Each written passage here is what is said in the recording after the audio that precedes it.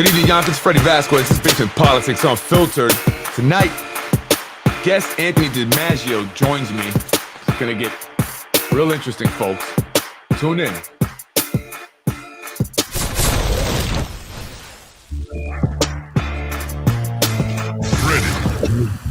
Good evening, folks. I'm Freddy Vazquez. This is Suspicion Politics Unfiltered. Today is Saturday, January 7th. Tonight, Anthony DiMaggio joins me for a brand new episode, Hurricane Dorian.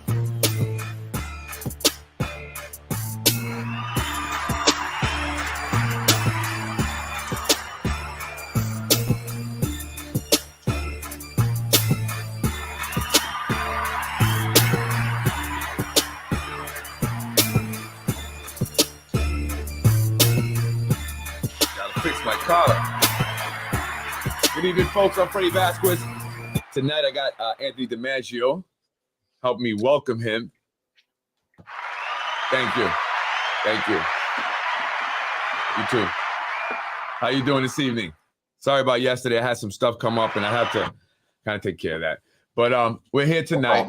Got an interesting podcast to go over, and so we discussed it a little bit beforehand. So I'm very interested in it. People have reached out, said, we're going to do a podcast? I said, absolutely. So here we are. How's everything? Good. How was your New Year's? Not too bad. Quiet as I usually spend it, for the past few years now. We hang out with the kids in front of the TV and we just, do our thing. That's about it. Yeah, me too. I don't go out. Yeah, me either. I haven't go out. Yeah. You have kids, and that's what we're going to be talking about a little tonight, your daughter and stuff, as parents, at least for me, my wife. And once we had our kids, it was like that was over. We had our first child at 30. So we did our final 30th birthday bash. We kind of went nuts and stuff, for my birthday, then her birthday. And then that was it. Parenting I would go out, like if I lived downtown or something like that. But it's around here, what are you going to do? What are you going to do with Yonkers? It's amateur night. You go down to the Yonkers Brewing Company over there, man. Oh yeah, I'm sure they'll roll out the red carpet for me down there. yeah. Well, I'm sure they will, but it doesn't bother you. We did have a nice New Year's Eve. Me and my daughter's mother took her roller skating up in Dutchess County. For New Year's, you guys went roller skating?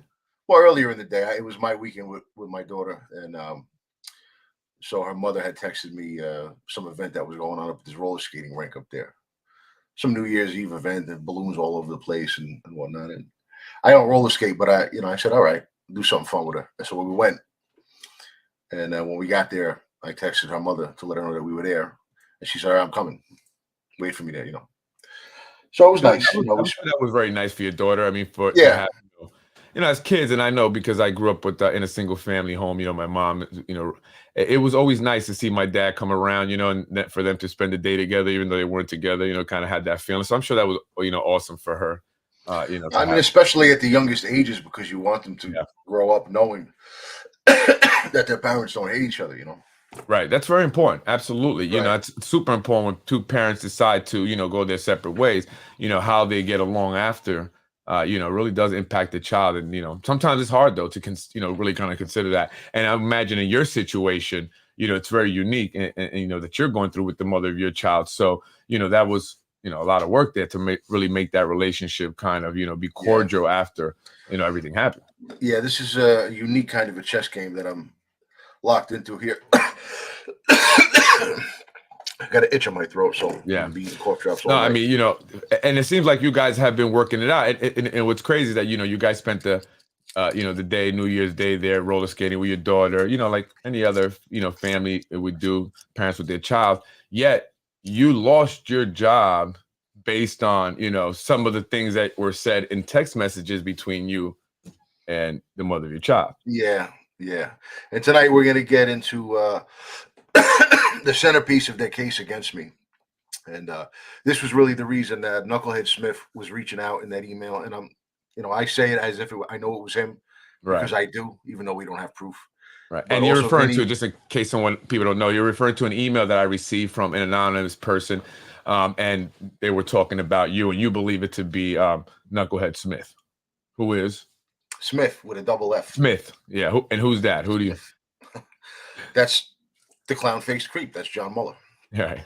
And so And Vinny was doing it too, telling you the foil thing. So I know what they want you to see, and we're going to go through it tonight. We're just going to cut straight to the heart of their case against me. There was a Right. situation that took place in August of 2019, about 4.5 months before, I decided to disrespect Louis Venturino, and that, he took her phone from her and went ripping through it looking for whatever he could find. Right. And, They wanted me, and just really quick, they wanted me to foil some documents that I guess had text messages in it to kind of Right. give me an idea, show me that, you're this person that they're saying, that you said some disgusting things to the mother of your child, and that you were aggressive and threatening, and, maybe even that you were, threatening physically. I mean, it made it sound bad, right? They wanted you to look, as bad as possible. So I'm sure it was exaggerated when it was being told to me. Yeah, sure. I mean, well, first of all, the idea that Vinny would be telling you to foil records about another man having problems with his woman is it's almost comical, but we're not going to go there. But I mean, and just really quick that you say that, you bring that up, for people out there that, that don't know, I have received information in regards to what you're mentioning there, right? And, right. in terms of things like that. And I never spoke about it even still, right? And because I have a level of respect, right? Boundaries that, even you have at times, but they don't have at all. No, And they cross that. They had better, because I'm going to keep those boundaries in place on my end. And, as long as we're just engaged in conventional warfare, then it'll stay that way as far as I'm concerned. But if they want to start launching nukes, Well, I mean, they kind of, easily they become a did two-player initially. game. Well, Initially, right? I mean, yeah.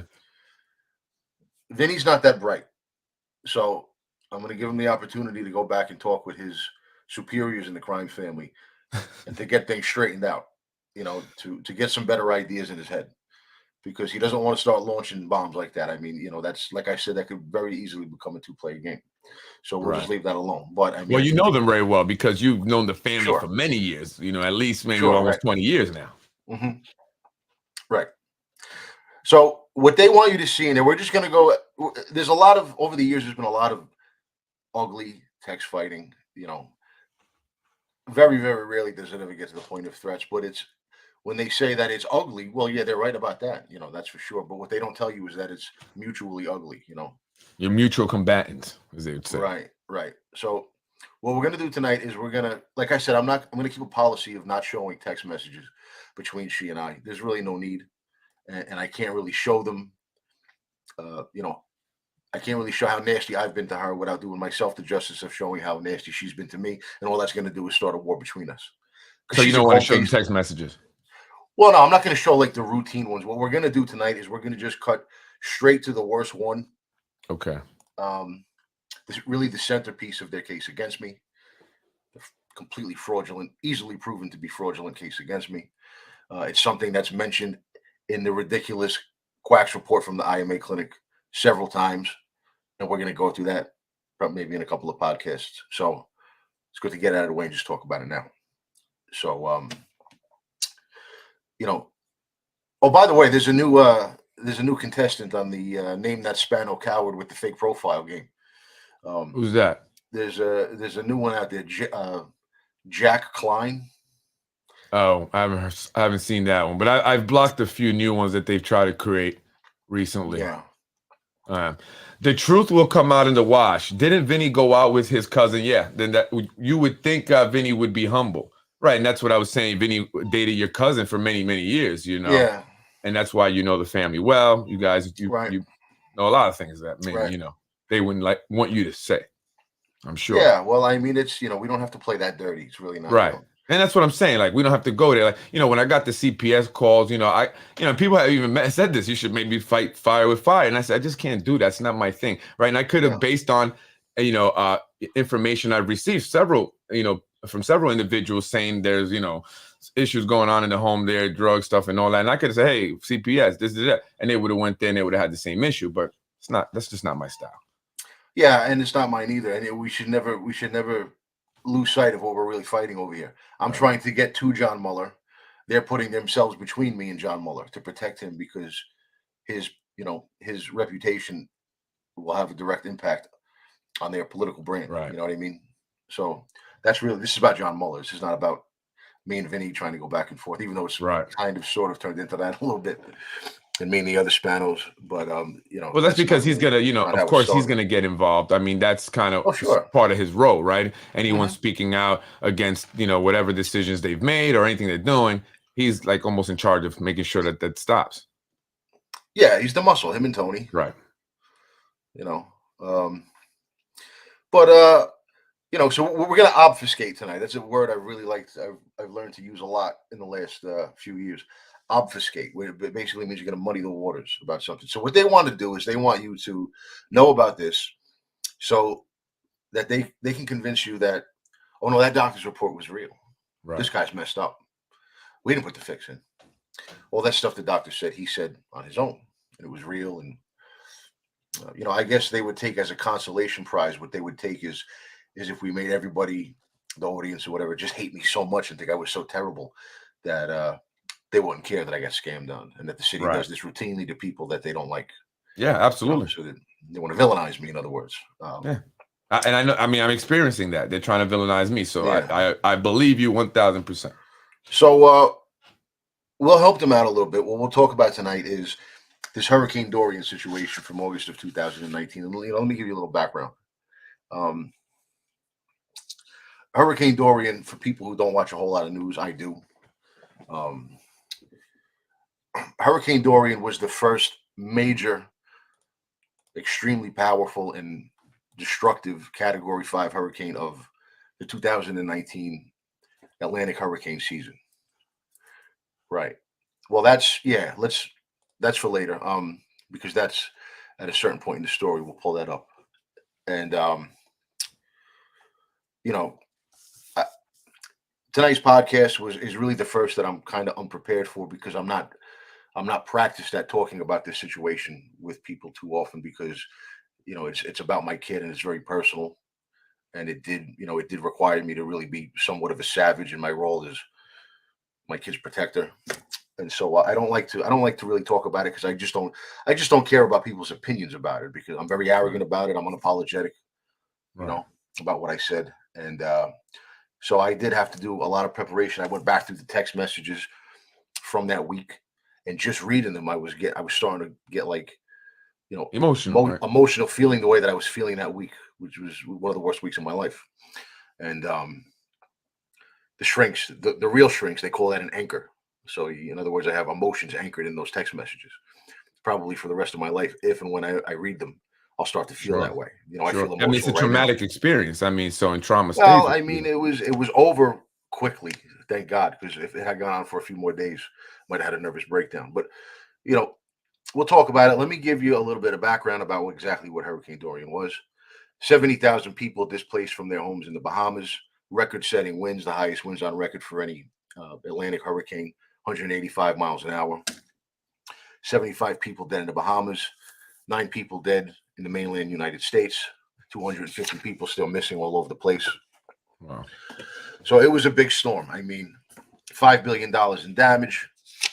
Such a record-setting hurricane that the World Meteorological Organization actually retired its name as if it was Michael Jordan. Really? Meaning that they won't use the name Dorian for a hurricane ever again. I don't want to jinx it anymore. Well, because they want people to know that when the term Hurricane Dorian comes up, they want people to know that they were talking about that catastrophic one back in August of 2019. Right. You know what I mean? So before we get into the doctor's report and all the lawyerly games that went on for 2 years, we'll talk about this situation. And so in August of 2019, she had a trip to Puerto Rico planned with our daughter, who was 5 years old at the time. Now she's 8. Her younger son, who was 16 at the time, now he's 19. And they have, she has a much older son who was 21 at the time, and now he's 24. Yeah, right. Right. And she had this trip planned with them. Now, this was right around the time that there was like basically riots going on all over Puerto Rico. Do you remember when they were overthrowing the governor down there? Nah, they weren't, it wasn't like a military coup or anything. It was just, I should know I'm Puerto Rican, right? Yeah, I remember Marco Rubio's Cuban, but I remember him being all over the news talking about this. And it was, they basically forced 2 governors to resign within, I think, a week. Just, not happy with their performance, and it was starting to get a little bit violent. So I was nervous. I was like, my daughter's going down there. My daughter's mother knows, she knows what that's like to feel, your kid's going on vacation with somebody, and you're nervous because you're not going to be there. Anything could go wrong. Right. And to give a little example, about a year earlier, my parents told me that my whole family, including the extended family, my aunts, my uncles, my cousins, everybody was pooling their money together, and they could get a house down Long Beach Island for the week, like a Wednesday to Wednesday type of a thing or something like that. So my mother said, bring my granddaughter down. I said, well, I don't have her that weekend. If I'm going to bring her down, I have to ask her mother to switch weekends with me so I can bring her down. So I did. And her mother started asking me questions, who's going to be there? I said, just my family. It's not a frat party or anything like that. Right. Is there going to be drinking? Well, I'm sure there is. Yeah, sure. My aunts will be drinking their cocktails. I got male cousins all in their 20s. And, yeah, I'm sure there's going to be drinking going on. But we're all adults. There's going to be other kids there, kids younger than my daughter. I said, what's the big deal? It's a weekend. No, I don't feel comfortable, her being away from me for that long, So, I mean, well, she, even though I know you guys are both in Yonkers, right? But when she goes with you for the weekend, essentially she's away from her for the weekend, right? It's not like, yeah, if it was my weekend, I would have just went, and I would have just told her, we're going to Long Beach Island for the weekend. and there's nothing she can really say about that, right? No, at the time, no, I would have to look through our custody agreement to see how it would have to go now. I don't have the custody agreement memorized by heart.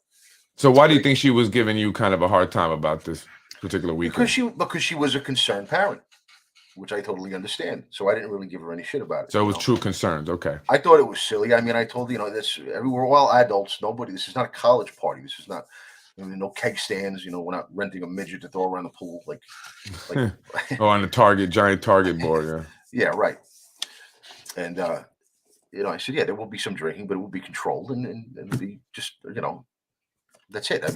Plus you're gonna be there, right? Your dad. Right. And that. Right. No better protection than that, right. And, right. And I'm going to be there. I'm not getting, I might have a few beers. I'm not getting shit faced while I'm down there with my kids. So, but she wasn't totally comfortable with it. So, I didn't fight her on it. I said, all right, no problem. Figure, I'll fight those fights when my daughter gets a little bit older, and I let it go. So now we're in this situation about a year later, August 2019. The island of Puerto Rico is kind of in a little bit of chaos, but mostly in the cities, not really in the countrysides, and certainly not at the resorts, because places like Puerto Rico and DR and Mexico and other spots in the Caribbean, they all go. Well, I don't know if you want to put Puerto Rico in the same category with Mexico and DR. No. I've been to those places, and I'm Puerto Rico. Obviously, I've been to a lot. It's not. I don't want to scare people. It's not. Like where you have to carry a gun, and like they say in DR, you have to make sure you go with somebody that knows whatever. Puerto Rico is a little, as part of the United States, is a little more tame. No, I understand that, but all I was about to say was that all those islands down there, they all go to great lengths to protect the resorts. Oh, yeah, definitely. That's their big money maker, tourism. Right. Yeah, it's a cornerstone of their economy. Right. So they don't let even at a time like that where Puerto Rico, it's a little out of hand down there because there's a lot of political tension and political instability on the island at the moment. It's probably not going to affect the resorts. That's all I really meant. No. I don't think so. Right. So I said, all right. So I'm not gonna ask her not to go or anything like that, even though she would never show me the same courtesy. You know what I mean? Right. Because my daughter's mother, she's one of those women who just has this, she has this sort of philosophy that dads are just sort of like first line babysitters. You know what I mean? Like I'm less of a parent because I didn't. That's almost like society in a bit. I think that maybe starting to change a little bit, but society kind of thinks that way, I think. And I got lucky in family court. I could have got a really, really bad judge who kind of adopted the same philosophy, but because there's a lot of judges like that out there. But that didn't happen. I got a very reasonable judge, and I really got lucky. So anyway, as I'm sitting at work one night, I'm telling her, I said, I want to drive you guys to the airport. I want to see my daughter off on a plane or whatever. And no, I'm going to drive. I'm going to have my older son. He's not coming, so he's going to drive us, and then I don't have to worry about getting a ride back and all this. And he said, just don't fight me on this, please. Let me drive you, and I'll pick you up when you get back. I don't care.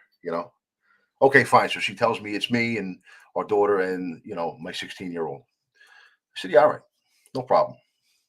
I go into work that night, and I'm a lieutenant. I'm sitting at my desk in my office doing the things that I would normally do at the beginning of the tour. And I got a little TV, probably about the size of my computer screen right in front of me. It's on the desk in the lieutenant's office.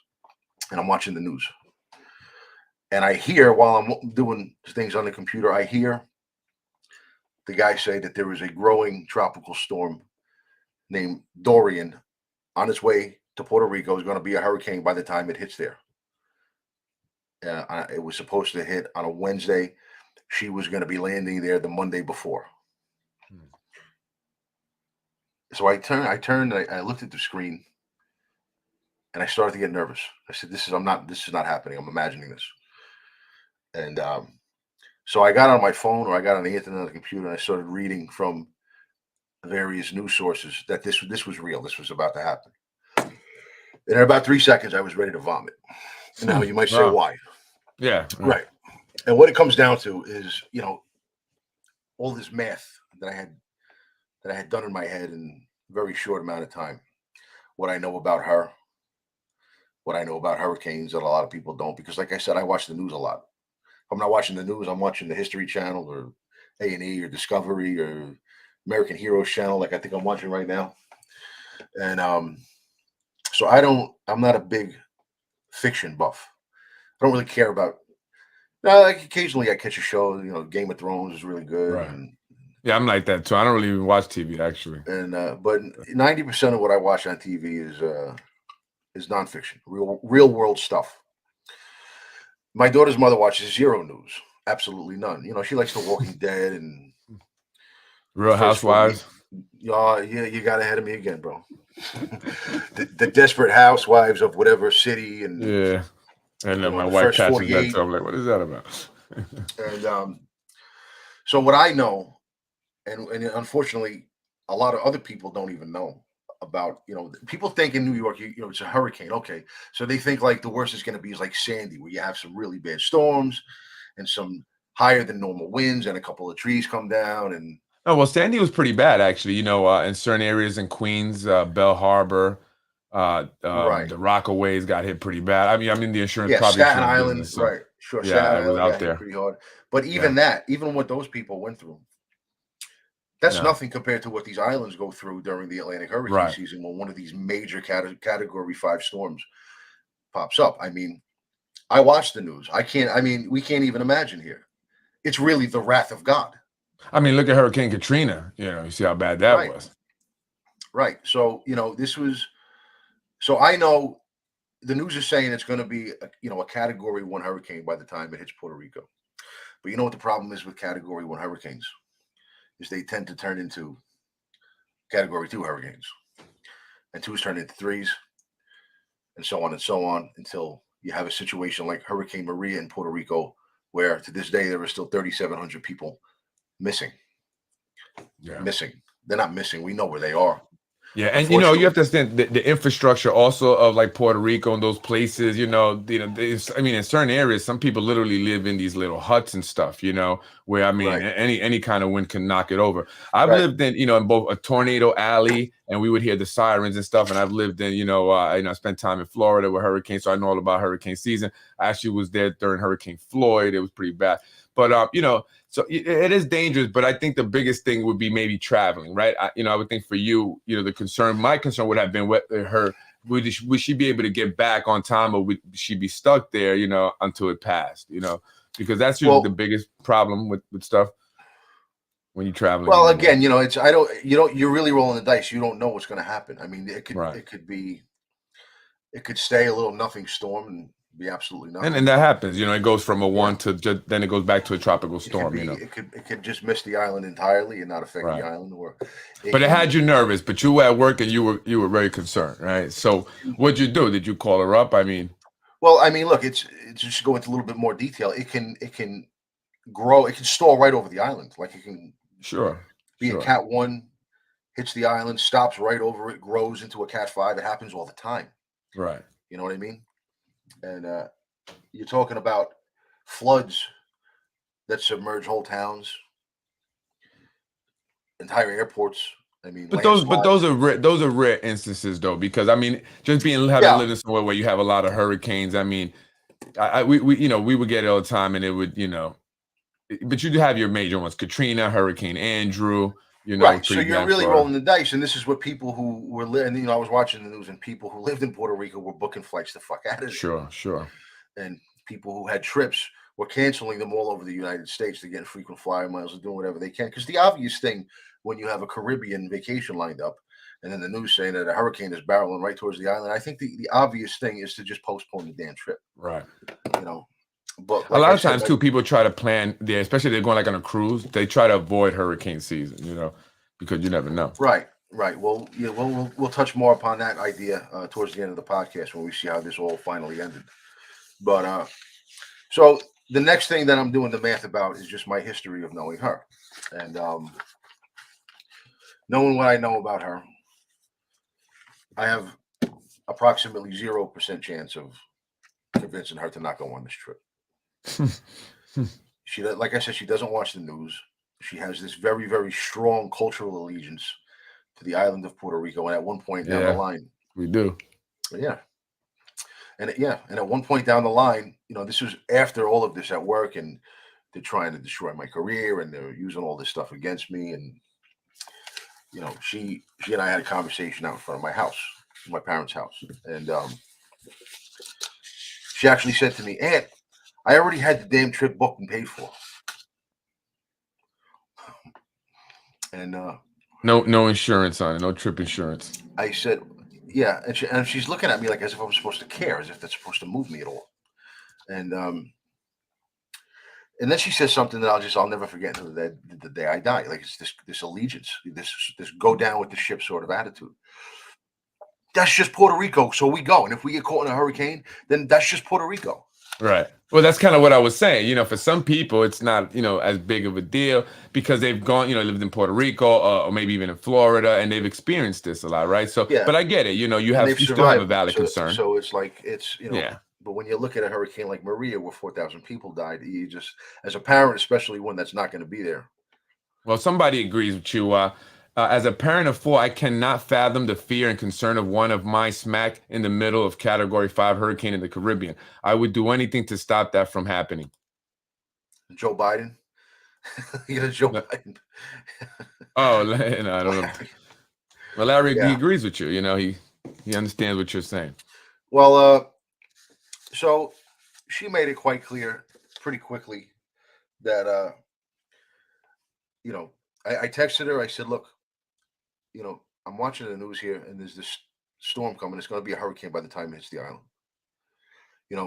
I tell her, I know you would rather risk lives than make me happy by not going, postponing the trip to a more reasonable time of the year to go down there. I mean, she's hardcore Puerto Rican. She likes it to be 130 degrees when she's laying in the sun. Yeah. It was something that she and I used to fight about all the time because I'm a polar bear. I like it cold. But yeah. And I mean, I've been to PR. I like it. I like it down there, but I don't want my daughter there when I got married there. I got married at yeah? El Conquistador. It's a nice resort in El Fajardo. And I stayed there too. Believe it or not, my wife selected it. Everybody thinks I picked it because I'm Puerto Rican. No, I knew nothing about it. My wife chose it. Your wife's not Puerto Rican? No, she's not. No, everybody thinks she's Spanish. She's not. No, she's black. Oh, okay. I didn't know that. Yeah. But yeah, no, I like PR. It's nothing against PR. It was just bad timing. Yeah. So I text her and I say, I'm basically pleading with her. And I know the odds of this going anywhere are just 0. And I'm telling you, I'm so sick to my stomach because I just, as a parent, you worry about these things. Sure. And you get worried very quickly. So when the idea that this may end with you never seeing your kid again, because where are those 4,000 people from Maria that are missing? Well, they're at the bottom of the Caribbean. Unfortunately, that's where they are. I mean, it's you got to face reality, man. Right. That's where they are. They're missing. They ain't coming home. It was 5-6 years ago now. It's right. They're not missing. They're dead, and no one wants to say it. They're with God. Right. As a parent, you have to face those realities. And so I was really sick to my stomach. And she didn't answer that night at work. So I said, I'm not going to keep texting her. I wanted to. I said, I know how she is. She might even be sleeping. I'll just resume it. I'll pick it up in the morning.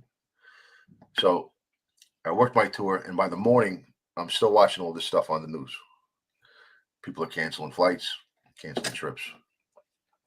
So I texted her again. I think I have them around here somewhere. I don't know. What did I do with them? Hold on. Give me a second.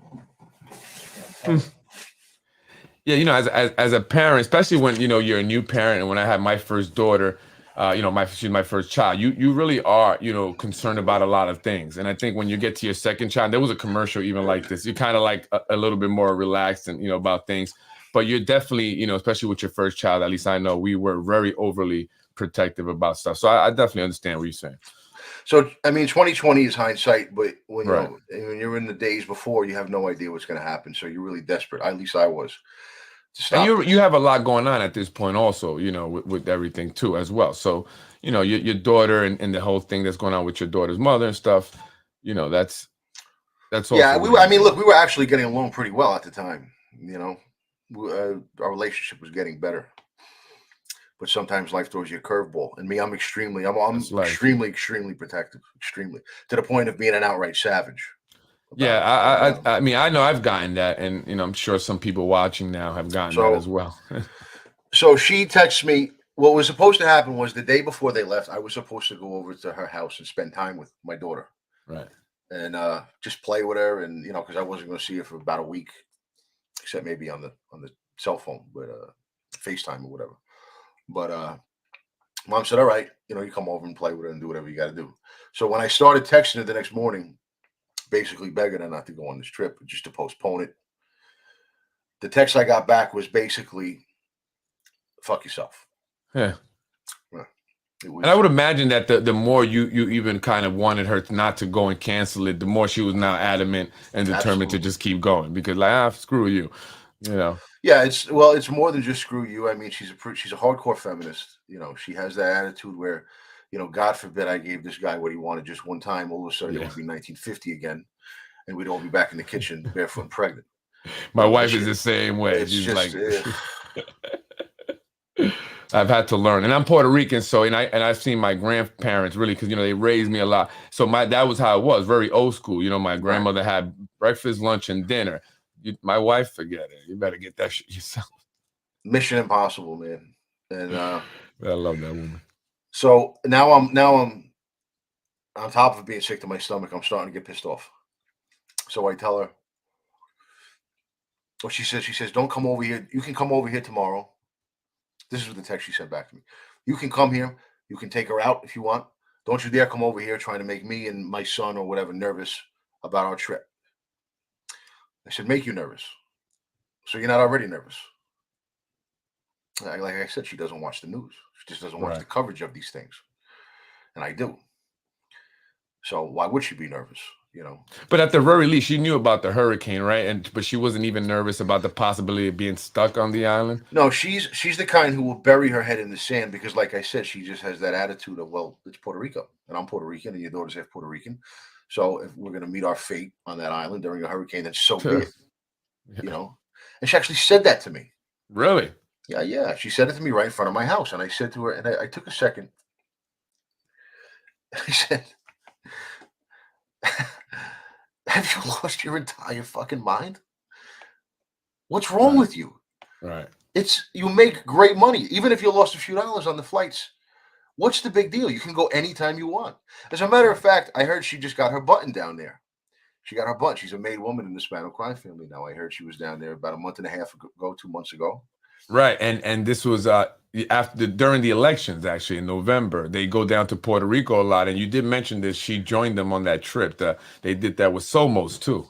That was kind of the big controversy. She went down with the Spanos and some other people. Paid for. She went on their dime, from what I'm told. Didn't pay for the ticket. Taxpayers. I remember they went to Puerto Rico, and I said, "Well, did the taxpayers pay this?" Oh, and Vinny was calling me from Puerto Rico just to tell me, no, it wasn't the taxpayers. Well, I was told the Spanos paid. How they paid, I don't really know. Yeah. But that's getting besides the point. So she tells me, don't come over here and try to make us nervous, basically barking at me. And I said, okay. All right. So you're not already nervous. And I'm telling you, I should have no say in whether or not you take my kid on this trip. You're gonna fly right down into a hurricane. And just sit Right. the best you could hope for is just sit there in the hotel room and to not have the building collapse around you. That's the best you can hope for. What are you gonna do? She wasn't Let me going. ask you, when she planned this trip initially, did she tell you about it? You know, that when she was planning it, or when Mhm. did you know about it? Oh, okay. I don't really remember when she told me about it. I'm sure she And probably told me. you were fine with it. It's just now that you were hearing this hurricane was coming, that's when you started to have an issue with it. Okay. Right. Yeah. Yeah. This is where I started to have a real issue. I was giving her warnings about the stuff that was going on down there politically with the governors and everything. But I did realize that she was staying on a resort. So I said, I'm sure it'll be all right. Then this happened.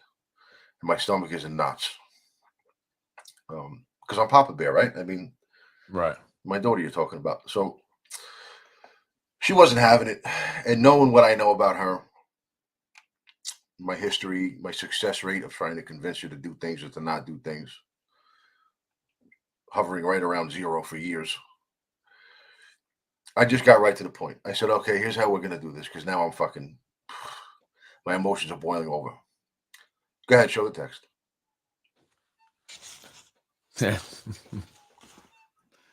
Yes. You got it, right? Yeah, I do.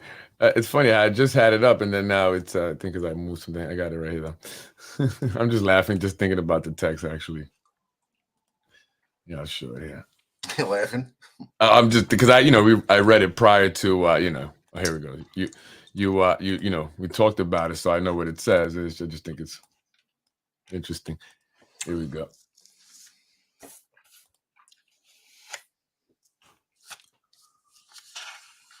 You want to read them? Yeah. All right. So you say I should have no say in whether you fly my daughter into the path of a hurricane. Okay, another extreme abuse of power that won't be forgotten, that case. I won't be able to come see her today. It will end badly if I come there. Just make sure she gets back alive and well with all her fingers and toes. You will pay dearly if you don't because she is my whole life. Remember, you're leaving one behind. Collateral. And you're referring to one of her children that you're leaving behind, right? That she's leaving behind, right? The 21-year-old that wasn't going, who, by the way, I sent a long text message to, basically begging him to help me convince her not to go. He didn't answer. And so, and then she responds, "You filthy bitch, are you threatening my son?" And you write, and you respond, "Of course not." And then it goes on a week later. You want me to read the other thing? We'll stop there. Nah, that's just stuff that when a week later, All right. we were planning our daughter's first day of school together, and Well, you upset her, that's for sure. I mean, but I guess you did kind of imply that you may do something to her son if your daughter did not return safe. well, everybody who I would later come across, internal affairs, the quacks, the doctors, everybody's dying to get the question out of their mouth. Well, what did you mean by that? What did you mean by collateral? And we'll get into some of that, some of my responses to that question. But I think you're a parent. Certainly all the IAD guys that I went to see about this were parents. All full of shit. I mean, I think it should be pretty obvious what I was trying to do by saying that. So this is one of the text messages that they used against you, and as a justification to send you to the psychiatrist. And so they were reading this obviously to you, and now they're saying, well, what do you mean by you're leaving behind one of yours and it's collateral? And obviously they know what or they have an idea of what you may mean by that, right? So they already basically sure, of course they do. And so they know what the phrase means, and they know, I'm pretty sure, from the context in which it was said, what I was trying to do. I mean, it should be pretty obvious that I was trying to scare her out of going on the trip when I couldn't talk sense into her not to go. Right. So this is someone, and when they want to spin that, they're gonna say, hey, look, but you're a threatening person. You're essentially you're threatening harm to one of her children, essentially. Well, that's the other thing I don't really like, is that when people talk about it, they always say a child. He's 21 years old. He wasn't exactly a child. Or her son, but to a mother, it's always going to be a child, right? Yeah, I understand. And but when you're a desperate parent, you don't think about consequences. Sure. You don't care how this is going to affect you down the line. If there's even this much of a chance, you think that maybe I can scare her out of going on this trip with my 5-year-old daughter who has no idea what's going on, then I'll take whatever hits I have to take. Because actually, in the moment, what you're actually trying to do is to convince her that you're a fucking lunatic. Right. You know, that's actually the goal, which is what Right. I would actually say to a doctor later on. Well, she obviously doesn't, well, maybe she may think you're a lunatic, but you're not a lunatic that she's scared of, because her response is by calling you a filthy bitch. You know what I mean? So Right. obviously she's going to throw it right back. The effort fell flat because obviously the woman knows me too well. Right. So she knows that I'm not a violent person. She knows that I'm not a lunatic. So what does she do? She tells me basically, she calls me a filthy bitch, and she goes on the trip anyway. And you do nothing. Meaning like physical, no violent, no nothing like that, right? It is. No, what I did was I called Tommy Mack, who was the executive lieutenant of the 1st Precinct at the moment, and I said, Tom, I got a little situation going on. I don't really want to talk about it too much right now, but I need to move up some vacation days. I had vacation scheduled for the upcoming Christmas. I said, I got to move that up. I got to take those days now. And whenever you want to line up vacation days last minute like that, to use them right away, there's always the problem of it might create overtime, and you got to run it by, the 3rd floor and all this shit. So he tells me, reach out to Patty York, who is, I think, a detective captain now, and I forget where he works. Well, Patty's a good guy. At the time, he was working in the commissioner's office, and he was like the last stop at the highest level of the department for scheduling things like that, scheduling issues, vacation, will it create overtime? So I text Patty York and I tell him, look, bro, I got a situation going on here. I don't know how it's going to end. Hopefully it'll be all right. The odds are it probably will be all right, but I'm nervous about it, and I'm not going to be able to work this week. So I need to move up some vacation days. And he says, all right, no problem. It was a little more complicated than that. We had to work out some details, but he basically says, no problem. I hope it all works out. Best of luck. And I said, okay. So I cleared out the week, and I'm basically just sitting around in my living room watching the fucking storm tracker on Fox News. Gee, I thought you were gonna hop on a flight down there. You're taking the week off to go. No, because you've at that point you've tried everything you possibly can, all the socially acceptable things you should say, and the socially unacceptable dirty tricks. You say that too. Right. So you've thrown the kitchen sink at the situation, and you came up short. If she's gonna go, there's really nothing I could do to stop her. And then I even considered calling the family court or CPS. I said, what would they do for me? And my guess, I didn't think anything, so I didn't go that route either. And actually, that was, if you want to pull up family, I sent you an email called Family Court Not Concerned. Yep. Right. So what that is after the clown face creep many months later sent her to family court and proceedings started there, this topic, the situation came up. Now these are emails going back and forth between the attorneys. Hey, Dan. These are emails going back and forth between the attorneys during COVID. At this point, the family court is shut down. Courts all over New York State are shut down. And there's a certain amount of litigation about certain issues that's taken place in the emails. Now, this is an email from a woman named Carla Tesoro.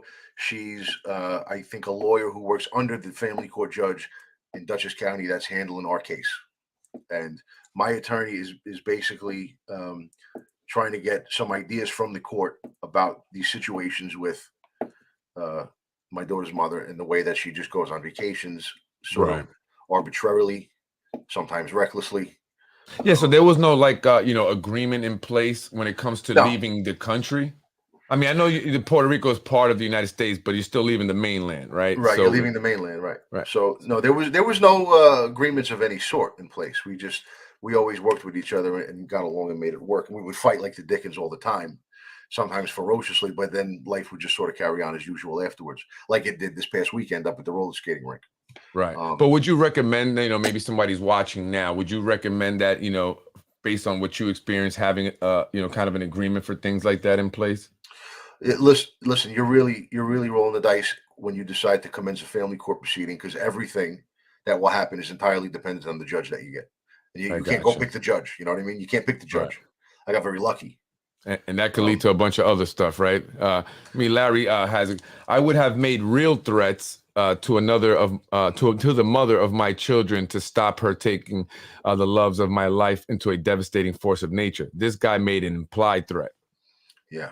Well, thanks, Larry. Yeah, that's sort of a general consensus that I got among, a lot of parents. Some people fell into the camp of, oh my God, that's such a crazy thing to say. How could you say that? Yeah, And I some get it. I people, mean, a lot of them say, well, good. That's what you're supposed to say. You're supposed to say, if something happens to my kid, I'm going to fucking kill somebody. yeah. That's how most parents would talk in that kind of a situation. And I did get that sort of, I don't know if I can go so far as to call it support, but I got that sort of empathy, I guess you could say, from a lot of people, cops included. But this is an email from someone who works for the judge to my attorney. The You main want me to read it? phrase, yeah, I mean, Oh. just the main phrase is start off there. That's all that's really important. You can read it if you want. It's short. The court cannot have a call without the attorney of record for a party. Miss So-and-so is the attorney for the children, and it would not be appropriate, nor would the court permit her to cover for Miss Roberts. Miss The Roberts mother's Miss Roberts was my daughter's mother's attorney. Okay. The mother's travel during her access time is not an emergency. So, even up in Dutchess County, mom could.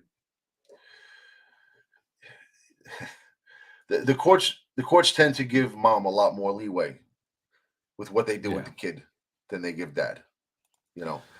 They're very, very very strict with dads about what you can do and what you can't do, what constitutes an unnecessary risk. Mom gets away with a hell of a lot more, as you can see. So when this email came across, it really sort of validated the feelings that I remembered having when this was going on. That the family court is not going to help me on this, especially on a few days' notice. Yeah. So I have to go straight to the dirty tricks because that's my responsibility as a father, and that's the way I felt, even if people disagree. Right. I'm not asking for people's approval because that's just my philosophy. I'll die for my kids, so why would I not talk recklessly for them?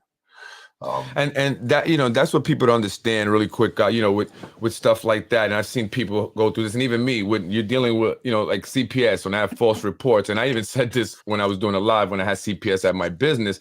I said these guys are lucky, because I would go kill these mother effers. You know what I'm saying? Right. And so they're like, oh no, don't say that, don't say Yeah, that. yeah. I said I'm not gonna really kill the guy. Obviously, I have a lot to lose, but God forbid they something was to happen. That's it. It doesn't. Anything else matters. When you live for your I'm glad. kids. I'm glad I'm not the only one that thinks that way. Because listen, man. Obviously this came up down in internal affairs. So when I finally get called down to internal affairs, knowing that everything Timmy Hodges told me, and I got the voicemail and all this stuff, and so I know Charlie Walker puts the job number of the South Broadway incident in the email, in the subject line of the email that he sends me, telling me I got to go down to internal affairs. And I think I mentioned this before. The reason he's doing that is he's trying to give me tunnel vision. He doesn't know that that Timmy Hodges has already tipped me off about what's going on. That Louis sitting down there going through a phone, and so was Justin Barbado going back. So he wants me to think about that I'm getting called down there only to answer questions about the night of the South Broadway incident. Right. And so Charlie Walker also was aware of that they were going through the cell phone. He was aware of this. Well, Charlie Walker was the internal affairs investigator who handled the case. Right. He was the one that they assigned, and him and his partner Dom Monaco, who's a sweetheart, who was a pal of mine when we worked together as sergeants in the 1st precinct. And so when the morning comes that I have to go down to internal affairs. Now, keep in mind, John Mueller knew about this text and all of the other ones that he decided to use against me in early January, because Louis was sitting down there going through her phone that night, December 30th, 2019, right at the detective division. He's ripping through her phone. That's when it starts. They open up an internal affairs investigation a few days later, and I don't get called down to internal affairs for my interview until the 28th, which is almost a whole month later. Now, meanwhile, he knows about all this. Does he take me off the street? He knows about that text and what I said in it weeks earlier, but I'm on the street the entire time. So it just goes to show you that there's no concern about me in the man's head. Everything that he's doing is a means to an end, a means to a fraudulent end. Let me So, ask you, I mean, obviously they went to her, right? They went to, I mean, she didn't volunteer the information that was on the phone or say, hey, this stuff, the text messages, maybe we can do something with that, right? They went to her for that and they started right. looking and then they use that. Is there anything that's illegal about that? Or, maybe, like when they find something, but they didn't have a warrant and then, and they can't use it. There's something along those Well, lines that could be in the criminal case. court, if it came out that some evidence was found that way, then that would be illegal. The evidence, at the very least, the evidence would not be admissible because it falls under what they call the fruit of the poisonous tree doctrine. Right. So all of this evidence, it's all the fruit of the poisonous tree. You got this through illicit means. Right. You coerce this out of somebody. You threaten somebody to get it. You basically extorted it out of somebody. And in a way, that's kind of what they did to her, right? I mean, Well, that's yeah, what they did, but again, when a police commissioner starts invoking the "I think this cop is crazy" card, the room clears. hmm, There are no dissenters because he's playing the most powerful card he has, right. and you know nobody wants to be the one to step in and say, "This guy's fine, leave him alone, let him go back to work." And Yeah, then all all of a right. sudden, 2 years later, I'm involved in some shooting or something that's totally not my fault. But then the clown face creep is going to say, "You see, I told you this guy was nuts." So Right. everyone knows that when they step in to speak on behalf of a cop whose psychological fitness for duty is being called into question, that they're the ones who are going to bear the brunt of Yeah. the grief if and when he gets involved in some shit down the line. That's why when he plays that card, the room clears. Right. Okay. No, no. In other words, no one wants Right. to vouch for you at that point, So right? they That don't you're care saying. how he got what he got. They just Yeah. don't care. They stay away from the situation. Yeah. Now they're not supposed to. The union could have done plenty for me. We've been through that. We'll continue to go over it. But right now it's not really that important. So they got what they got from her by threatening to take her out of contention for cold case because she was the front runner. Now, after they got her cooperation, they assured that she got cold case. We'll talk about that in more detail going Yeah. forward. But so her narrative going forward is, "Oh no, I did all of this voluntarily." It's easily proven that she didn't. Very easily proven. But the Spanos are telling her, just keep denying it and keep saying that it was your idea, and we'll make sure that you're fine. Right. You have Spano protection, so it doesn't They, matter they if you lie through your damn teeth, like yeah, the they rest of us they do. they do that. That's the Pablo Escobar method. Plata o plomo, as they would say, either the lead, the bullets or the money, right? So basically, what they do are either you can get your promotion, right, which is the money in a sense, or you can get end up in the situation with him as well, and maybe face termination somewhere down the line, or just get some kind of retribution, right? So people just take the promotion, right? They screw it, and Right? that's what happens a lot here in Yonkers. They take the promotion. They don't want the bullets. Yeah, yeah, sure. Right. So she, when I get called down to internal affairs, we get through a bunch of other things first. I did not take the interview serious for 1 second, and they knew it. Now there was a lot of rumors going around about, "Oh my God, I heard this wild, raucous internal affairs interview." It was the rumor I heard that it was so bad that they couldn't even finish it. That they had to just say, "All right, enough is enough. Forget about it. You're Right. going to a doctor." Because what they wanted to do was they wanted to convince people that my appearance at internal affairs was the reason that they sent me to the doctor. It wasn't. Mm. They sent Not me to not the the text doctor. messages. No, they sent me to the doctor to get me off the payroll because they brought an attorney to internal affairs. And that's a point that we keep driving home. And I'll drive it home at least once or twice per podcast because it's A1 critical to understanding the way the Spanos work.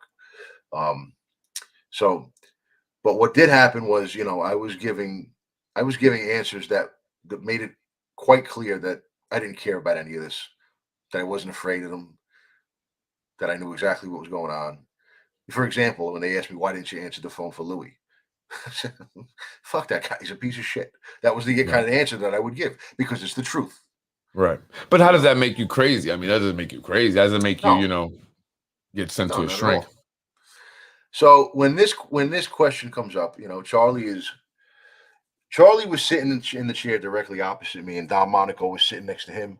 Dom is a sweetheart of a guy. Like I said, he was a pal of mine, so he's just kind of sitting there with his arms folded, like I'm doing now. And so I'm gonna use some hand gestures. Can you use the exploded view?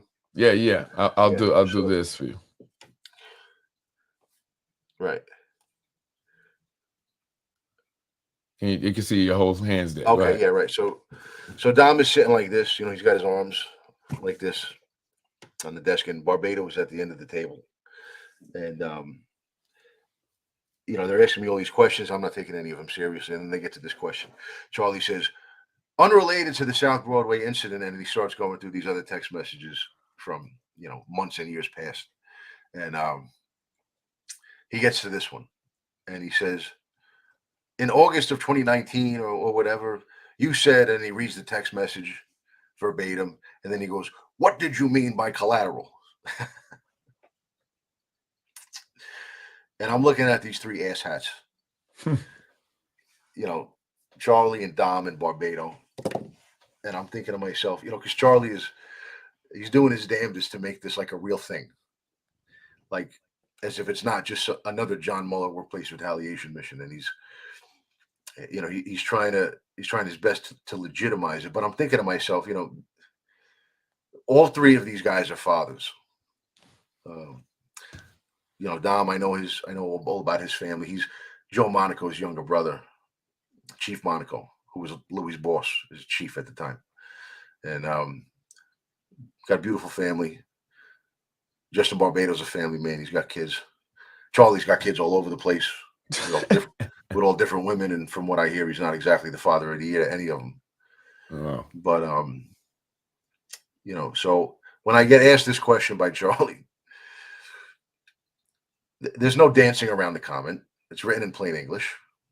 Everybody knows what it means. If they want to sit there and pretend to think that is some sort of a serious comment that I actually intended to hurt somebody, the last thing I'm going to do is, you know, sit there and quiver and try to dance around it and come up with some magical response that gets me out of trouble. So what I did was I just leaned forward and I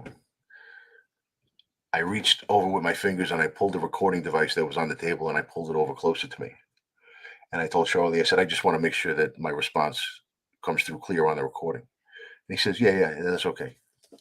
I said, well, what I meant, Charlie, was that if somebody knowingly puts my little girl into harm's way and gets her hurt or killed, well, I'll bury them, their family, their neighbors, the milkman, the family dog, the family cat, and the fucking goldfish. And then I'll just go to prison for the rest of my life.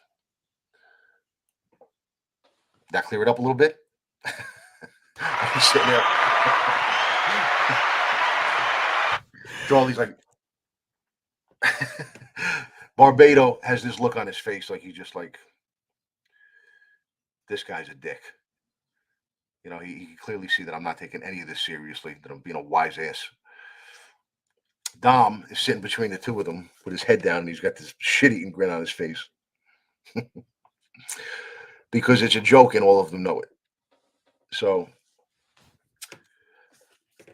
you know, the interview went on and then it finished. But when I went to the doctor. Well, you know, I mean, just really quick. I mean, you know, if there's anyone that would take that as you being a dangerous person by saying that, they just want to look for the bad in you, right? Like I say, when people look to say, "Oh, he did this," he's a bad person. They're just looking for the bad in you, and they want to find any little thing. But people who are not right hating on you or wanting to look for the bad in you are gonna understand what you mean by that, right? You know, I mean, you're saying you're gonna kill the goldfish and bury it too. I mean, you know. Really, how you know, but you're making a point, you know. It was quite apparent that I was being sarcastic and that I was being a fucking wise ass. And also that you're making the point, though, that you really love your daughter so bad that you would do anything for her to protect her, and that's what you want to know. No, but I mean, it's like, all right, what are you asking me? It's like they're trying to get me in a situation where it's like, oh, we got you cornered. You know what it means. You know what the word means. So what are you asking me? What did I mean for? You know what I mean? Like, what are you trying to do? So, all right. So you want to be cute. How's this? But it was also, you know, I looked at it a little bit like a free play. You know, in football, when the quarterback goes down and he's making his calls, he's making his counts, and he sees the defender jump off sides. He calls for the snap. Why? Because he knows the ref is going to throw the flag. It's going to be off sides, and he gets a free throw. He gets a free play. So he can win on the play. He can't really lose. Or the worst he's going to do, he's going to accept the penalty, and he's going to get 5 yards. But maybe he could throw a long pass, a long bomb, and score a touchdown. So it's a free play. That's the way I felt going down to internal affairs. I got all this evidence. What's going on here couldn't be any clearer. So I'm not going to take this seriously. As a matter of fact, I'm going to treat them like complete assholes, and I'm just going to give the most inflammatory answers I can to every question that they ask me, because it's a joke. Right. And well, I mean, I was not as you know, as taking it as much of a joke as you are, but with the CPS reports that I recently got because of this podcast and everything else, and they're ridiculous. That's kind of how I've been kind of taking it, right? Even doing the live and stuff like that. But I also don't know, because I can be an asshole too, right? And I can be very sarcastic, you know. But also, I have a little concern too, though, that, because they're looking to get me, and like they were looking to get you, that me, taking it too much of a joke could put myself in this situation where I might say something that now I can't really backpedal, because even though I was saying it as a joke or whatever, they're gonna really jump on that, right, and hang everything on that. And were you concerned with any of that at all, or you just like, whatever, I don't give a F, because like me, this is bullshit, this is not true? No, I just it was primarily a desire to just not back down from them and not cower to them, because they're the black shirts. This is not a legitimate investigation they're doing. This is pure 100% grade A workplace retaliation. It's just the red-eyed, I call it the red-eyed demon squirrel in between John Mueller's ears. That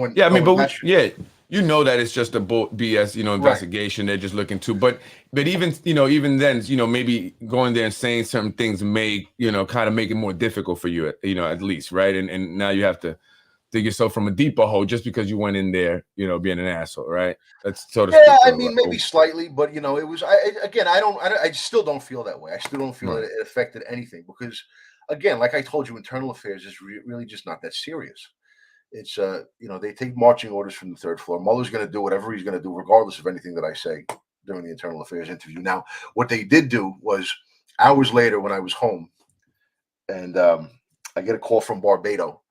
And he tells me, see, Barbado is king of the red herring. And I'll give you multiple examples of this. Actually, it's the gratuitous red herring. He injects red herrings into the situation without even being asked for reasons. So what he'll do is, he did was he called me a few hours later, and he said, "Ant," he called me from a recorded line at Internal Affairs. Right.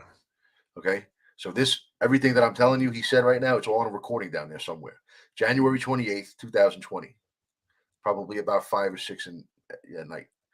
And he says, the commissioner listened to your interview, and based on the interview, he's going to send you to a doctor. So in other words, your interview was so concerning. Right. Now, why is he saying that? I'm going to tell you exactly why. Well, he's saying it because Mueller told him to say it. But why is Mueller telling him to say it? Because Mueller realizes now that it's a problem that he left me on the street all this time. I showed up to internal affairs with an attorney, so it's Article 72 time. It's leverage time. I don't want to get sued 3 months into my tenure and show the whole world that I'm pulling another Ray Montero situation. So DiMaggio's got to come off the payroll, Article 72 time. So I have to send him to the doctor. I have to make it seem like I'm sending him for a legitimate psychological evaluation that I know he's going to fail ahead of time. But he still has to show up for it, and I have to, give a reason why I'm sending him for it. He can't say, because of all of the text messages to your daughter's mother, he knew about that a month ago. Right. So if he was going to go the psychological route, the hardcore psychological route with a doctor, he should have taken me off the street back then and sent me to a doctor back then. He didn't do that, because I think that he had other plans, but had to call an audible when I brought an attorney in. So he can't say that it's based on all this stuff that we went through in internal affairs. That's the reason you're going to a doctor. Because, well, why was I on the street all this time? So it's got to be based on today's interview. What happened today? You're going to a doctor, right? Right. Well, I mean, so what was their concerns with the text that had you? I'm asking you, what was their reasoning for having you go to internal affairs over the text? What was their concerns there? Was that not a concern enough where you have to go to internal affairs for them to take you off the streets for that? No, well, You that's the see whole what I'm point, saying? is that there was no concern. He No, no, forgot. yeah, I know that, but I'm just saying, like, but they obviously they wanted you to speak with internal affairs because you were when you go to IED is because you probably did something wrong usually, right? So Right, they're saying you did something wrong based off those texts, right? And that was right, the collateral damage. right. So obviously because they're trying to imply that you were making a threat to her son, then they're already basically assuming or trying to say that you're a little bit off. So they should have taken you off regardless. It could have been, yeah, it could have been disciplinary. Maybe they were going to go the disciplinary route. I got you. Maybe they were going to go. They were going to go some other route. Mueller had some other plan because I guess what internal I'm saying affairs. is that the concern is still the same, whether it was from the text or from your interview, from having to go to IED because of the text. It was still about you, maybe being a nutcase, right? A loose cannon, Yeah, someone that right. can hurt But somebody. Mueller realizes that the chronology, the order in which events took place, is going to be a problem for him to explain. Right. He can't say that these text messages caused him concern to make him want to send me to a doctor. Because if that was the case, he would have done Right. it earlier. So Right. he No, no, knows. I know. I'm just Right. saying, but I'm saying that just from the text message alone, right? But based on what you're saying, that makes you seem like you're a little off, right? Right. But if you're saying you're threatening to hurt somebody, so maybe you should be pulled off the street at that point. Right. So, but what I'm saying is to maybe to people who don't know me, like Right. maybe a lot of people watching right now, they might look at something like that and say, "Wow, this guy might be a little off. He should go for a psychological evaluation."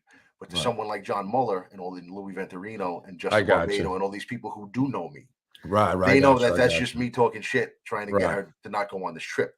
They know what I was doing, but they're going to use it for politically deviant purposes. So I they got forgot you. to take a major step and to take me off the street right then and there.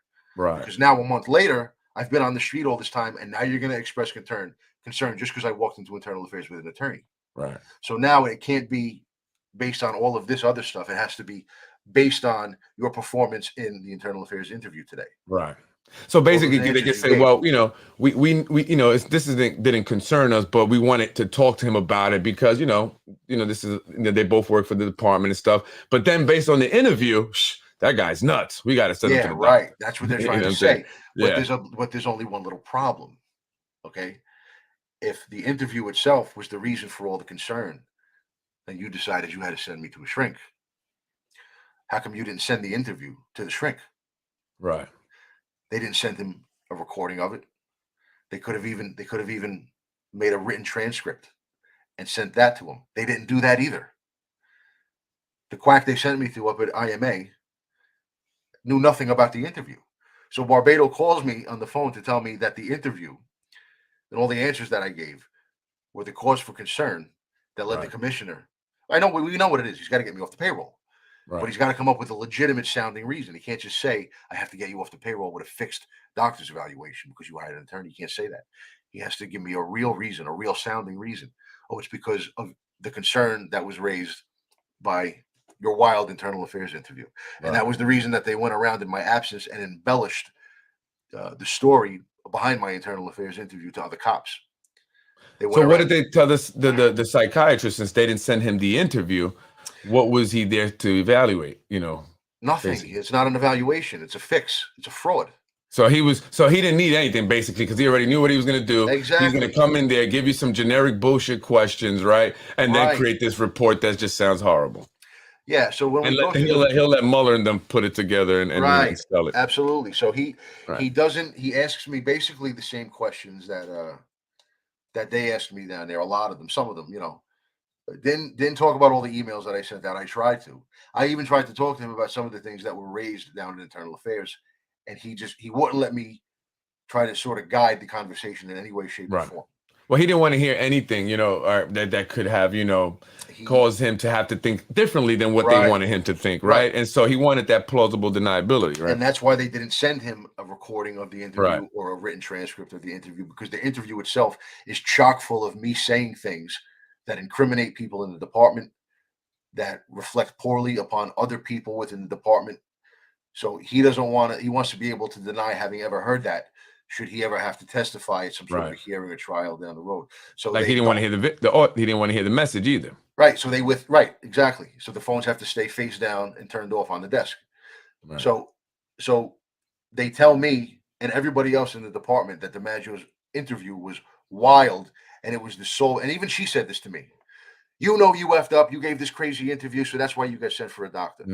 That can't So possibly be true. but that's kind of her trying to, like, say I had nothing to do with that, right? Had you not given the crazy interview, you did this to yourself, right? Right.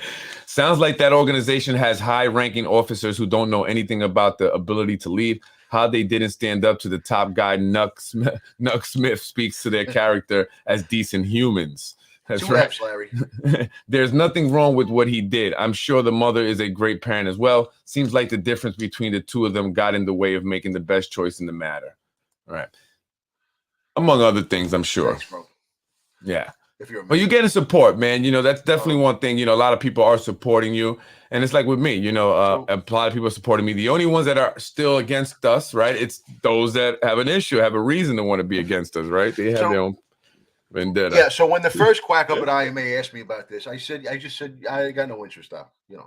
He quotes me in the report as saying something that I definitely did not say. Something like I gave a definition or something of the word collateral. That's not what I said. I said I really got no interest. It is what it is. I don't want to talk about it. Especially since I knew the fix was in, and I think I told you that on bad advice from my attorney, I had initially signed an agreement with the city. That agreement required me to go see some other quack. That situation, I felt lucky to walk away from with my head on my shoulders because this guy was a lunatic. But anyways, we'll get into that when it's time for that. All I want to tell you now is that he asked me about this too. He goes, "Did you say that?" I did. Yeah. Well, it's a very concerning comment, he tells me. And it was, I think back to that scene from The Sopranos where he tells his shrink, Dr. Melfi, he tells him, "Boy, you must have been at the top of your fucking class." Oh, that's a concerning comment, is it? Well, gee, I told him what I really said to him was, well, yeah, that was kind of the desired effect when I said it. I was trying to scare her out of going on the trip. It being scary was the whole point, Right. And that was a farce too. I ended up walking out of that situation. Like I said, we'll get there when we get there. I guess the last real thing that I'd like to show is, some sad stories have a happy ending. So when this situation came up in family court, at our first appearance, she showed up. She showed up with no attorney, and I had an attorney, and I warned the attorney ahead of time that this was going to come up. She's going to talk about this with the judge, and she did. So she says to the judge, "Oh, Your Honor, he's been, and this is all shit that John Mueller told her to say. Right. He's been behaving more erratically and things and blah, blah, blah, all this nonsense." And she says, "He didn't like something that I did. So he told me that he was going to hold one of my sons as collateral." And the judge looked at me with these eyes, And my attorney, who was prepared, told her what the thing that my daughter's mother did was, like the hurricane, he's got a right to prevent the trip on behalf of his kid and all this. And the judge's eyes went from me like that over to her, sort of like they went this way to looking at me. And then when my attorney intervened, the eyes went back over to my daughter's mother. Like that's crazy. And this was the first time I had ever seen anybody acknowledge that flying a couple of kids down into a hurricane for a vacation is pretty insane. So that's when I kind of knew that I was going to be all right in family court, because I breathed a sigh of relief when I saw the judge's eyes. I was like, okay, maybe I got a good one here. So the judge agreed with you?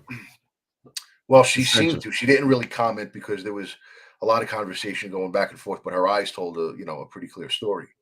And then COVID happened. The courts closed for a long time, and it was damn near a year before we got another court date. But we could just, if you want to bring up the custody agreement, we can just skip straight to the important part of the story. Is that my daughter's mother wanted out of family court almost as quickly as she started the family court proceeding, because once I hired an attorney, then she had to hire an attorney, and she didn't want to pay an attorney to carry out this farce in the family court. It was all fraudulent to begin with. So she reached out to me offering very, very generous terms to a custody agreement, basically saying, let's just make this go back to the way it was. And I was basically okay with that, except that there was this one sticking point: is this shit is not going to happen again. I have these assholes trying to use this situation against me to try to take my career from me. So what's going to happen is that you're going to need my written permission to do this again. She wasn't okay with that. So although we agreed on all of the other terms of the custody agreement, she wanted to fight me on this. So we had to go before the judge about it. It was the last thing preventing us from making an agreement. So we went in, and I had my attorney. She had her attorney. And I said to my attorney, he told me not to even fight this, not to even waste my time, because he had called the judge's staff and basically asked for an opinion on how the judge might rule on it. And they didn't respond favorably. They basically, you there? Hold on.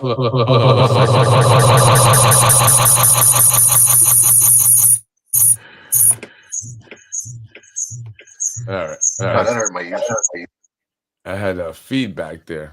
Yeah. Can you hear me? Yeah. Can you hear me? All right. Yeah. Yeah. And can you? Yeah, I'm just trying to get it up here. I'm trying to find where I got so many screens opened up here. Oh, there it goes. This thing went in the back. All right, there I go. I had so many screens opened up that I lost the screen where I have the actual podcast going. And there I started getting feedback. Here we go. Okay. Yeah, can you pull up the agreement? Yeah. Give me 1 second. I'm just trying to get it. So, all right.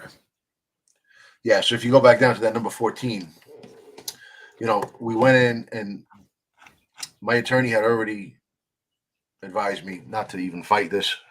A couple of other attorneys that I had spoken to basically said the same thing. The judge is not going to intervene and make her require your written consent to take her kid on vacation. It's just not going to happen. I told my attorney, I said, I got to try. This was too much of a disaster. Knowing her, it's absolutely going to happen again. And I'm going to say crazy things again if it happens. So I'd rather not even be in that situation.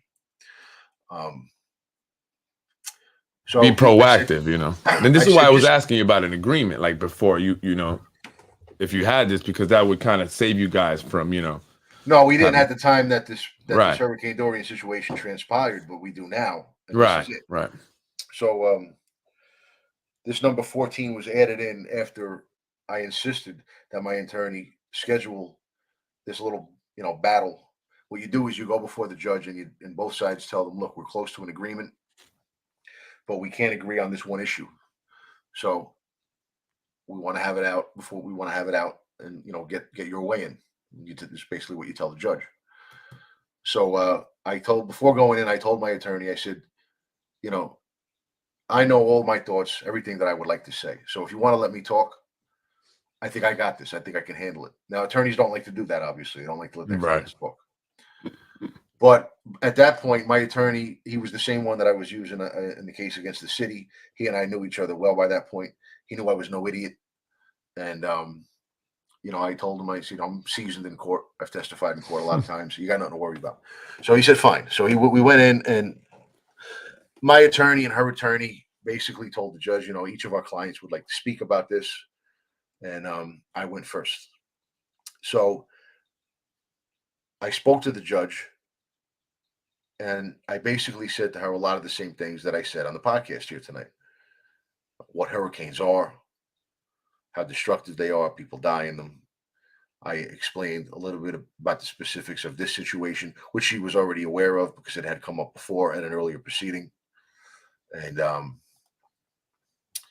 I said to her, my daughter is a kid. My daughter doesn't even have the capacity to understand what a hurricane is.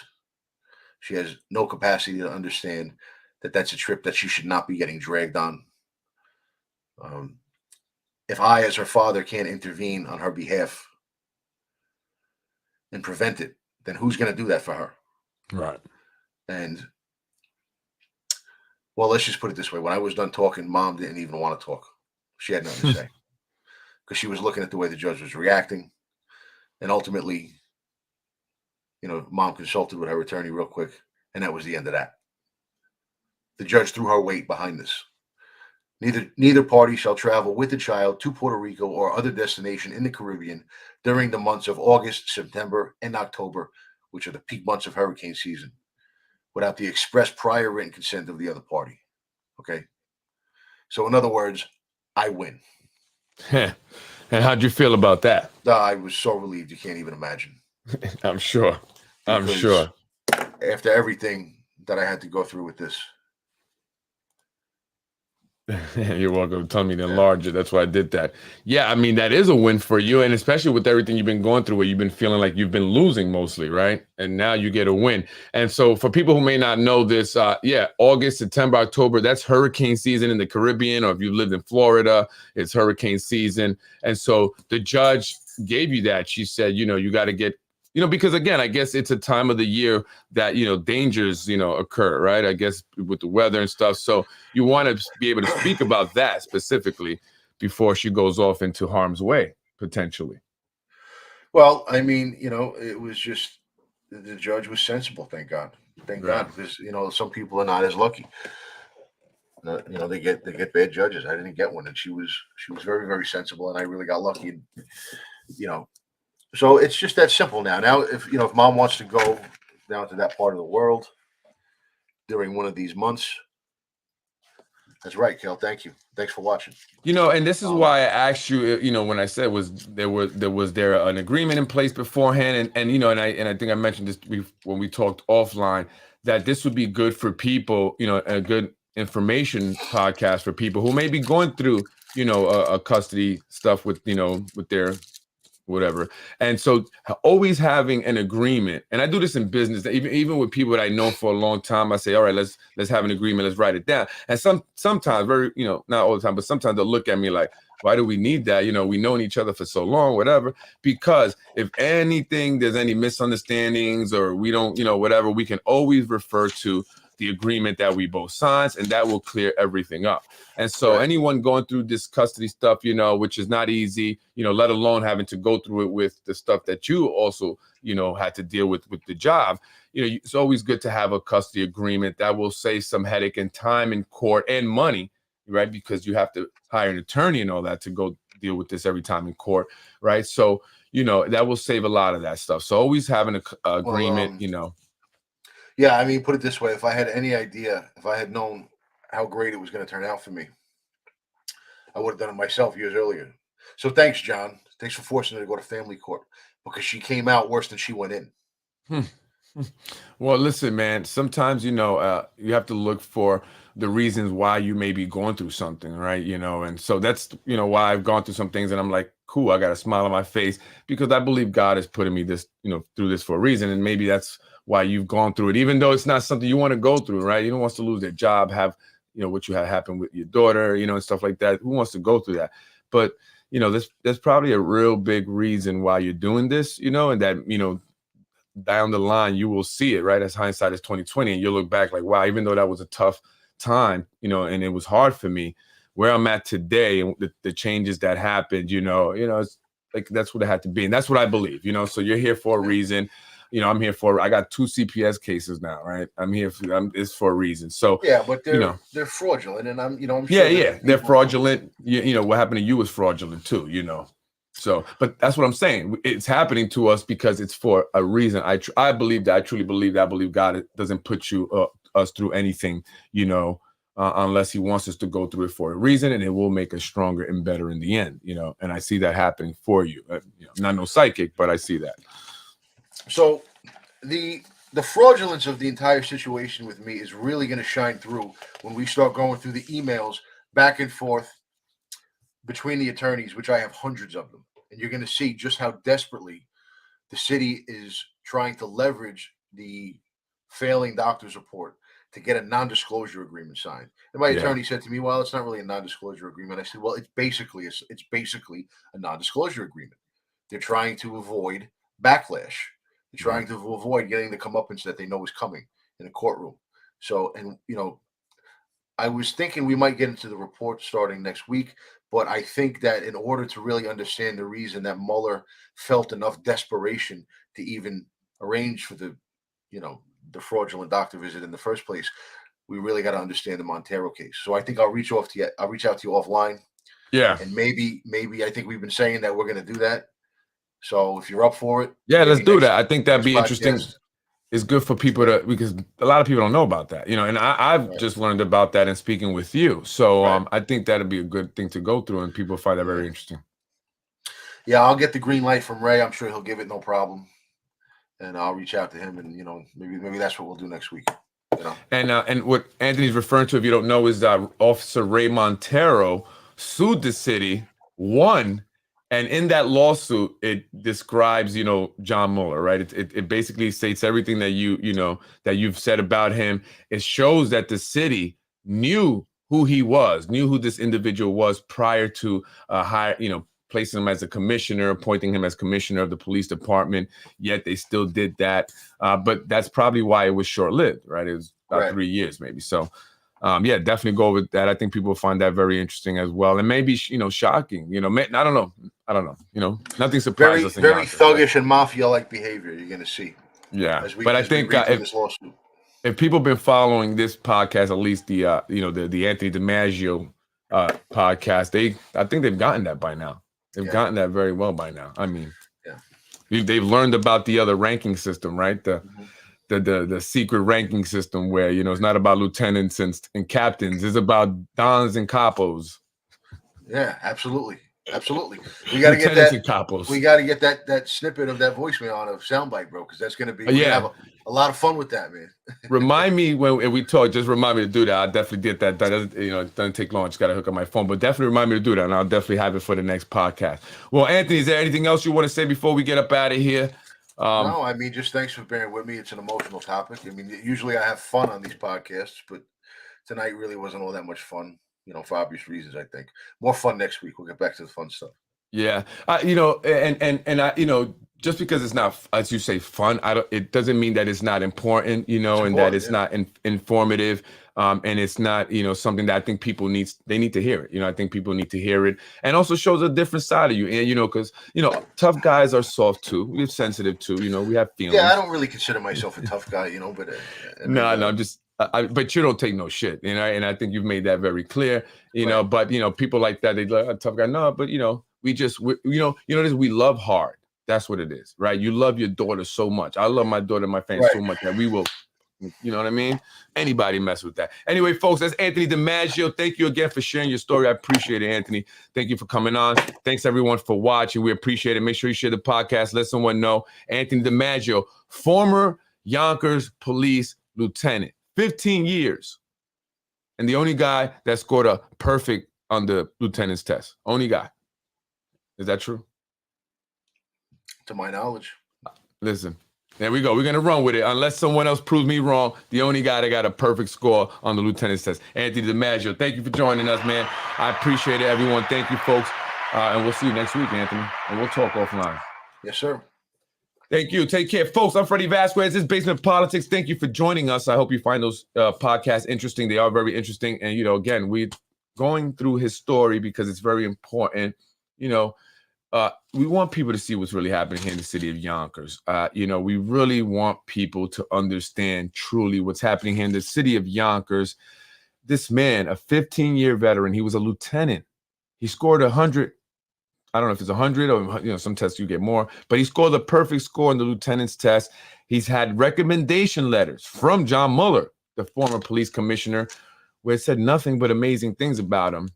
But one day, everything changed. An incident at a crime scene, and it had nothing to do with the criminals. It was all between the police officers who were there at the crime scene, the uniformed officers and the detectives, and all hell broke loose. Anthony DiMaggio ended up being targeted, retaliated on, and fired, losing his pension after 15 years of service with an impeccable, spotless record. All because he went up against a made guy, a guy who has connections with the controlling or ruling class, the elites, people like John Mueller, the Spanos, and he made a phone call, and this is what they did to him. And so if you not watched the podcast series from the first episode, make sure you go back. Understand why we do this every Friday. It's all about exposing Yonkers transparency and letting people know what truly is happening here in the city of Yonkers. It's not all peaches and cream, luxury developments, and movie studios. I'm Freddy Vazquez, Basement Politics, folks. I'll be back on maybe shortly, actually. I want to talk about some things. And there's been another stabbing. Someone else was stabbed today. 3 stabbings, in about 3 days.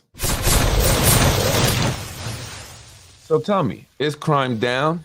Well, I hear that it's gone up. Obviously, through DiMaggio is taking up the streets.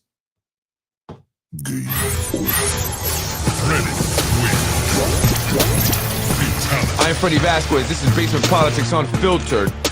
Tell a friend to tell a friend. Make sure you share the show, folks. We're getting some traction here. We are moving things in the right direction. That is in the direction of change. We need change, folks. Really. Those that are elected will brag all day about the great things they've done for the city. Ask them, what have you done? Luxury developments, movie studios, that's it. Who is that great for? Not us, not the average person here in the city of Yonkers. We have elections coming up. Democratic primary in June. Then the general election this November. We need to come out and vote. Districts 1, 3, 5 need to come out and vote. The entire city needs to come out for the mayor's race. And I'm hearing that Mike Cater will be announcing his intentions on running for mayor. Very soon, it will be official. I am Freddy Vazquez. This is Basement Politics. And I'm going to stay in the basement. You suckers. Freddy wins. Fatality. In another one, Mr. Rubo lied to me. And I don't vote for a person that lied to me. Thank you very much. Thank you very much.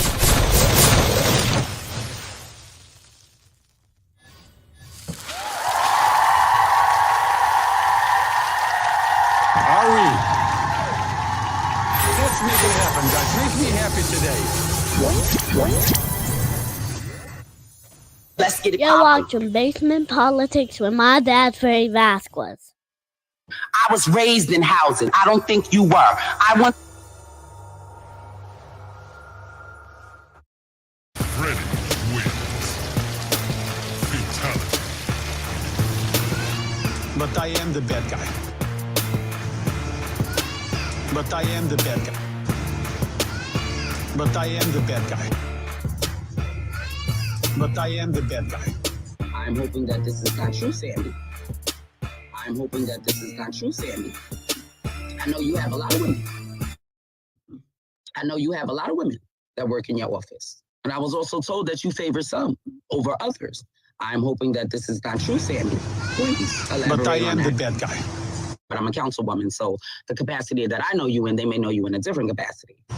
Not long ago, he admitted himself. Freddy wins.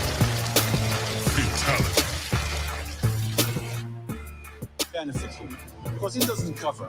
He only talks trash. Benefit him. Because he doesn't cover.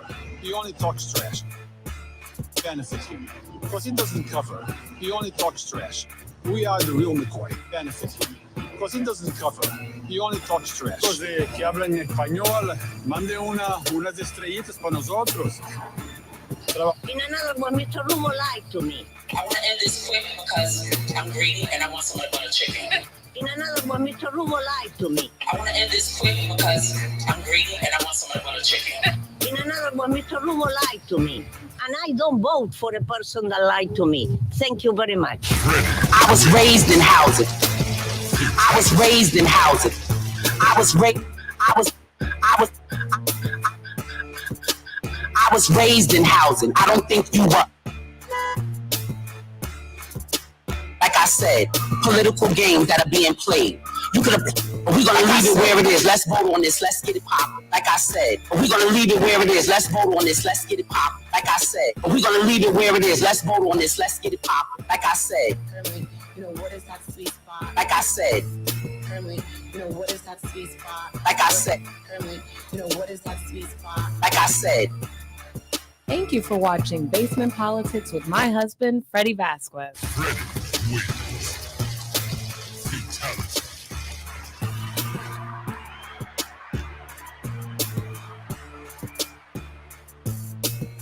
Freddy wins. Fatality. No!